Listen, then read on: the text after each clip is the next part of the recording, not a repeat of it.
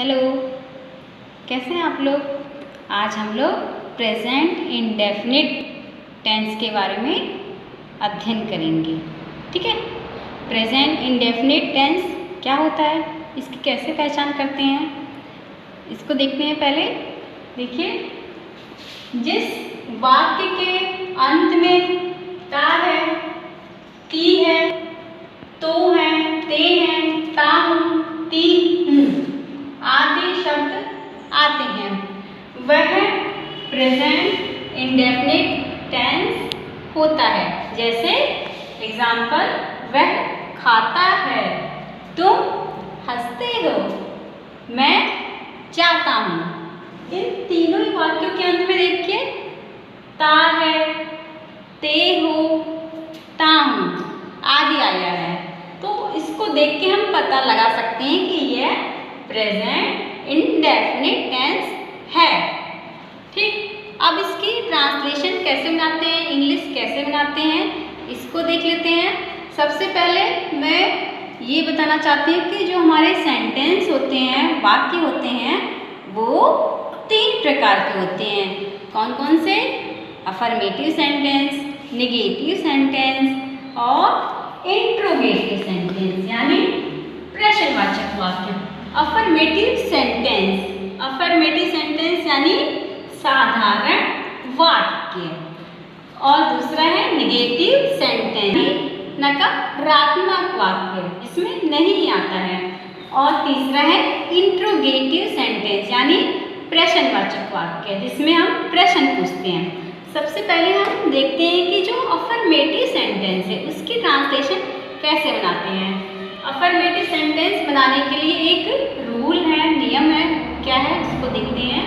Subject plus main verb की first form plus S या ES, फिर ऑब्जेक्ट। ठीक है, इसके बाद अब एस या ईएस कहाँ लगाना है। एस या ईएस सिंगुलर पर्सन के साथ हम लगाएंगे। और सिंगुलर पर्सन क्या होते हैं, जैसे ही, शी, इट, नेम आदि, इसके साथ हम एस या ईएस जोड़ेंगे। और बाकी के साथ जैसे प्लूरल नंबर है I, you, we, they and more person, उसके साथ हम एस या ईएस नहीं जोड़ेंगे। अब एस कहाँ लगाना है, ईएस कहाँ लगाना है, ये आपको ध्यान देना होगा। ईएस कहाँ लगाना है, ईएस लगाने के लिए मैं आपको बता देती हूँ। देखिए, ईएस कहाँ आएगा, जैसे इसका फर्स्ट रूल है, जिस शब्द में आखिरी में ओ आए, है ना। जैसे ओ कहाँ पे आएगा, जैसे ये कोई शब्द है डू, इसमें आखिरी में ओ आ रहा है ना, तो यहाँ पे हम क्या लगाएंगे, ईएस। और दूसरा है एसएस और एसएच, जब आखिरी में ये दोनों आए तब भी हम ईएस लगाएंगे। और तीसरा रूल है consonant plus Y. Consonant plus Y मतलब जैसे ये कॉन्सोनेंट इकराई शब्द लिखा हुआ है, इसमें कॉन्सोनेंट है आर और वाई है, वाई लिखा हुआ है, तो इसको वाई को हटा के हम क्या जोड़ देंगे, आई ई एस। सिर्फ एस या एस नहीं जोड़ेंगे, इसमें हम जोड़ेंगे आई ई एस। और चौथा जो वोवेल प्लस वाई, जैसे से लिखा हुआ है, तो इसमें हम क्या लगाएंगे, ई एस नहीं लगाएंगे, एस लगाएंगे। ठीक है, इसका क्या बच जाएगा, सेज। तो आपको पता चल गया होगा कि एस कहाँ लगाना है और ई एस कहाँ लगाना है। अब इसकी ट्रांसलेशन बनाना सीखते हैं कि ट्रांसलेशन कैसे बनेगी। जैसे पहला है राम स्कूल जाता है, तो पहले किसकी इंग्लिश बताते हैं, सब्जेक्ट की। सब्जेक्ट क्या है इसमें, राम, तो राम लिखेंगे। ठीक, उसके बाद देखिए मेन वर्ब। मेन वर्ब क्या है इसके अंदर, जाना, तो क्या हो जाएगा, जाने की इंग्लिश गो। अब एस या ई एस, एस या ई एस देखेंगे सिंगुलर पर्सन है कि नहीं है। इसमें साफ पता चल रहा है कि सिंगुलर पर्सन है, राम एक ही आदमी है, तो इसमें ई एस जोड़ देंगे। ठीक है, राम गोज आता है स्कूल, गोज टू स्कूल।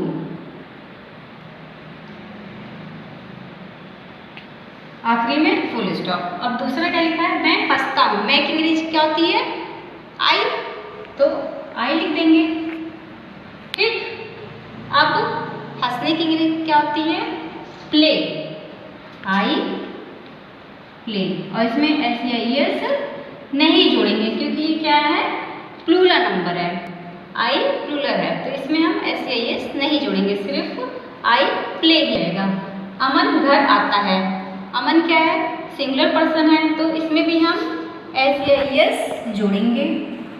इसकी इंग्लिश क्या हो जाएगी, अमन, पहले अमन, फिर कम्स, कहाँ पे आता है, घर, कम्स टू होम, और आखिरी में फुल स्टॉप। ठीक, और आखिरी जो हमारा सेंटेंस है वे दौड़ते हैं, वे की इंग्लिश क्या होती है, दे, तो दे लिखेंगे पहले, दे भी प्लूरल नंबर होता है, तो इसके साथ हम SEIS नहीं जोड़ेंगे। दौड़ने की क्या होती है, रन, तो यहाँ पे लिख देंगे हम रन, आखिरी में फुल स्टॉप। तो देखा हमने अफर्मेटिव सेंटेंस की इंग्लिश में आना कितनी आसान है। और अब देख लेते हैं नेगेटिव सेंटेंस। नेगेटिव सेंटेंस का plus do does plus not plus verb की फर्स्ट फॉर्म प्लस ऑब्जेक्ट। और अब डज कहाँ लगाना है, डू कहाँ लगाना है। डज लगाएंगे सिंगुलर पर्सन के साथ और डू लगाएंगे प्लूरल के साथ। अब इसमें पहला एग्जाम्पल देख लेते हैं। राम स्कूल नहीं जाता है। राम क्या है, सिंगुलर पर्सन है, तो इसमें हम किसका प्रयोग करेंगे, डज का। राम पहले लिखेंगे, फिर किसकी इंग्लिश लिखनी है, डू डज लिखना है, तो राम डज आएगा क्योंकि सिंगुलर है। और नहीं जाता है तो नॉट, कहाँ जाता है, school, not go to school. ठीक, आखिरी में फुल स्टॉप। दूसरा एग्जाम्पल, मैं नहीं हंसता हूँ, तो मैं की इंग्लिश क्या होती है, आई, हंसने की लाफ, और आई के साथ हम क्या लगाएंगे, डू लगाएंगे कि डज लगाएंगे।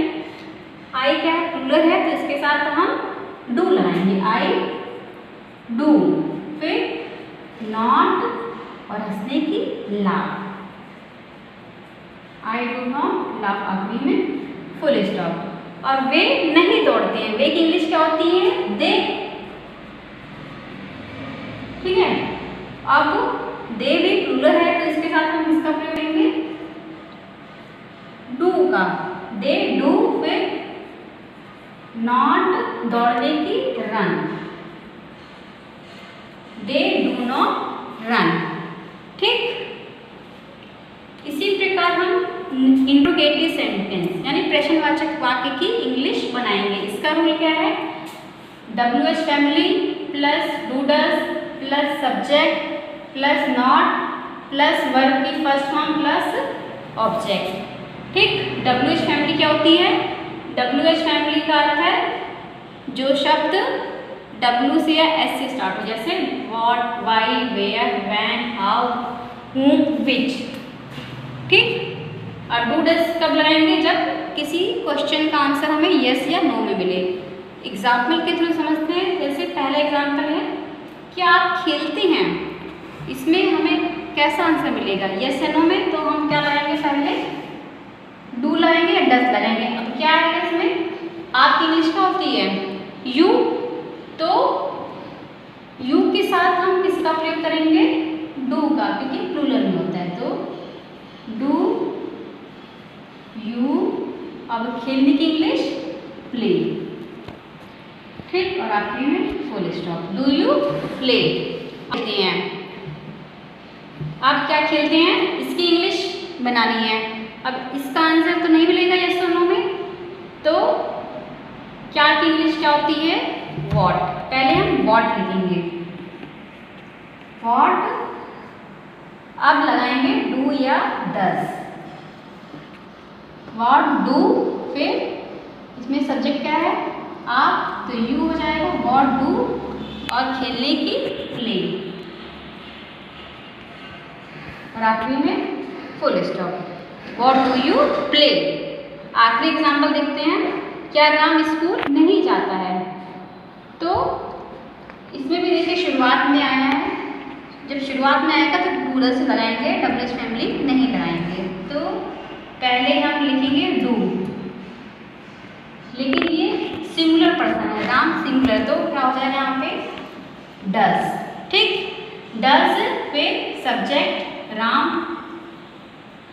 अब इसमें नहीं भी है तो इसकी इंग्लिश में लिखेंगे सब्जेक्ट के बाद नॉट, और जाने की क्या होती है गो, गो आ जाएगा। ठीक, डज राम नॉट गो फिर टू स्कूल, आखिर में फुल स्टॉप। ठीक है, तो आई थिंक आपको प्रेजेंट इंडेफिनिट टेंस समझ में आ गया होगा, तो इसी के साथ मिलते हैं, बाय बाय।